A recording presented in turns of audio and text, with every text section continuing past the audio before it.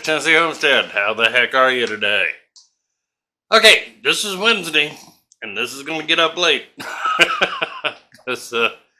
I had an appointment. People called me this morning, and went out and took a look. And I thought, we'll talk about this today. Pretty interesting. There's some homesteaders. They had about, probably right at about 4 acres of land. And they're in panic mode, with the election and all this kind of nonsense. They were trying to figure out a way to where they could grow some meat. They wanted chickens, of course. Also have room for a good-sized garden. So they could be pretty much self-sufficient with this little 4 acres, which, like I explained to them, ain't gonna be easy, right? But they were looking for beef and, all this. So, told us you need about, 10 times the acreage what you got here for all that you're talking about. But like I told them, I said, there's things you can do. I said, if you went with one of the smaller breeds, like a Dexter or something like that, you could probably do a couple of acres. It's going to mean you're going to have to feed a little bit more. You're going to have to hay a little bit more. And butcher early, and you would probably be able to get by with just a couple of acres. Then you can take your other couple of acres and put it into production as far as produce and so forth. I said, put your, set up your chicken coop to where they can free range out in the pasture with the cattle. Life is good. I said, or you can go with a full-size breed, small frame breed, but a full-size breed. And butcher when they're yearlings, which would be the way I'd go. One, you're going to end up with a lot more tender beef. And, you're going to be taking them and sending them off to freezer camp long before they get real big. 6 of one, half dozen of another. So there are ways to do this if you're on small acreage. I've heard a lot of folks say, I don't have the acres for, raising cattle and, you can get by on very little acreage as long as you're butchering a yearling. Okay. So keep that in mind. Okay. It's not, you're not talking about a huge cow at 12 months. Okay.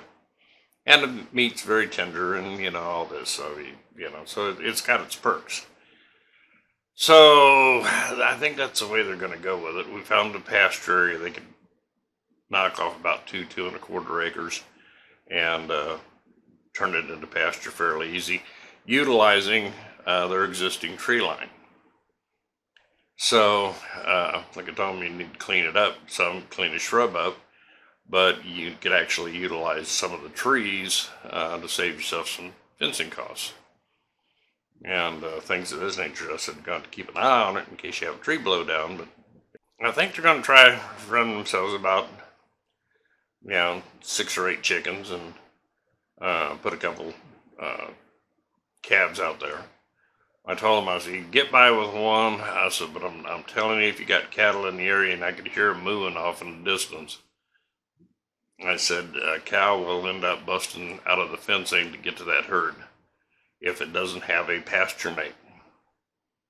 So, to go that direction, But yeah, it works out real good for them. Pretty place they got. Got a place down the street that I'd put in an offer on, and it never panned out. People just wanted too much money. And they were talking about the house that was on the place. Well, that thing had sat empty for so long, the house was shot. I mean, literally, it was rotted away.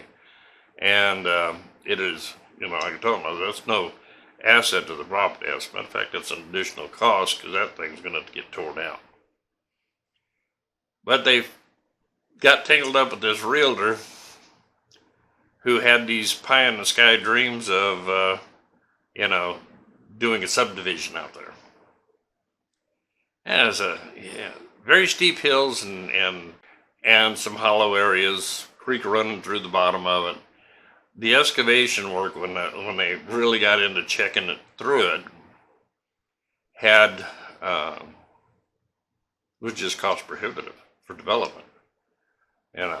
Which when the guy first told me that, that'd make good pasture land. Wouldn't even make good row crop land. Good luck with the development. Well, you got some city realtor in their ear, It did not work out for them. Now, this thing is set vacant now for like 2 or 3 years. They finally went in and had to tear the house down. The county got onto them as being a safety hazard. Here they are, Now they're looking for somebody to buy the land. It's like, but they don't want to change the price. And it's like, wait, folks, come on now. You tore out all the fencing. It did have quite a bit of fencing. Tore all that out, getting ready for the subdivision, People do stupid things. Just stupid things. And I'm not a real estate developer. Let me tell you something. When you're talking about, we're not talking rolling hills here, man. We're talking hills, valleys, creeks. Can't, because it is a creek that runs through several properties. You can't just do away with it. It's got to stay there. But some realtor blew sunshine up their tush. So if you end up inheriting, the family farm and you don't plan to farm it or something like that, please do get somebody that knows something about agriculture to look at it as well as the guy with the developers, because a lot of times these folks figured, seriously, the guy told me that they were telling him that they could divide that all up into 2-acre lots and sell those 2-acre lots for close to $10,000. One of said, I don't think you've got $10,000 for a 2-acre lot around here, but even so, how many lots have you sold? 0. And now he's tore out all the infrastructure, tore down all the, this. All I wanted to say to this couple was, if your granddad was still alive, he'd just slap the crap out of both of you. He had a functioning cow-calf operation there, and they annihilated it. There's nothing there but land. And then, like I told him, I said, your problem now is, this is not an easy place to bush hog. I said, the hills are very steep. Yeah, we see that. I said, well, you're also seeing where you're starting to get trees sprouting out here in this pasture land. I said, this has to get bush hogged at least once or twice a year. You're going to get to pay for that, and it ain't going to be cheap. Okay? Because whoever bush hogs this is going to really be out here working their patookas off to get this thing cut down. And if you don't cut it down, pretty soon you're going to have woods.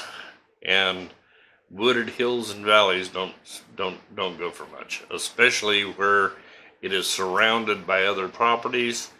So it's not even really good for, maybe the back half of it you might be able to utilize for hunting, but other than that, no. So yeah, it's like, you hate to see people make those kind of mistakes. And he's asking me if I'd still be interested in this. Not anywhere, and still wanted that amount of money. I was like, oh no, not a chance, man. I said, as far as I'm concerned, I said, this thing isn't worth 30% of what I offered you. I said, because all the infrastructure I got to put back into it. I said, I'm really not all that interested in it. So, be careful, if you've gotten contacted and, grandparents have passed away or something, you've inherited the old homestead, be cautious. Watch the advice you're getting.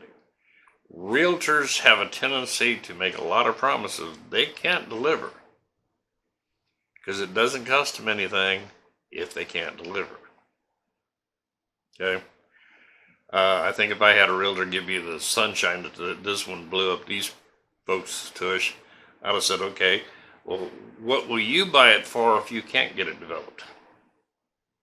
If I'm playing around with this for been several years, and they're back to square one with uh, its value as for agricultural properties really went to heck. I'd mentioned that in one other video. Be careful of that, because you can use it to your advantage if that's what you're looking to do, is lease a place from somebody that's in that kind of a situation, to where you can go in and maintain the property and make some improvements of it, get it back functioning for them. Then they've got something worth money. All right. Most don't. They just, you run into folks who haven't even seen that land in 8 years, and you go out there and take a look at it, and it's nothing but woods. It's sad. It's sad. So use your head as if you inherit property like that. Watch carefully. Don't let these realtors blow sunshine up your tush, especially if you're dealing with realtors that are out of the city. They're paying taxes on it, and the fool went down and got it all rezoned. So they got their tax bill this year. That was their panic, because now it's no longer agricultural land, and they're looking at taxes through the wazoo for this place now. It's so sad, so sad. Anyway, I don't want this to go long, plus I got to get it edited and get it out there today. Yeah. So, yeah, if you do end up with land like that, really talk to people who are familiar with, farms and things of this nature.